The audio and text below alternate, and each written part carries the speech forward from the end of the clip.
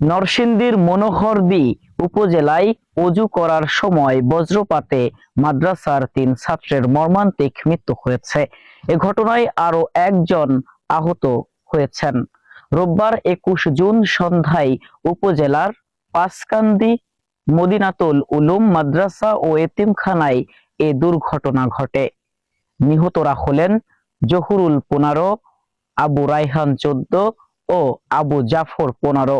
তাদের সবার বাড়ি কিশোরগঞ্জের হোসেনপুর উপজেলায়। মনোহরদী থানার ভারপ্রাপ্ত কর্মকর্তা ওসি জাহাঙ্গীর বাদশা জানান, মাগরিবের নামাজের আগে মাদ্রাসার অজুখানায় ৪ জন ছাত্র অজু করছিলেন।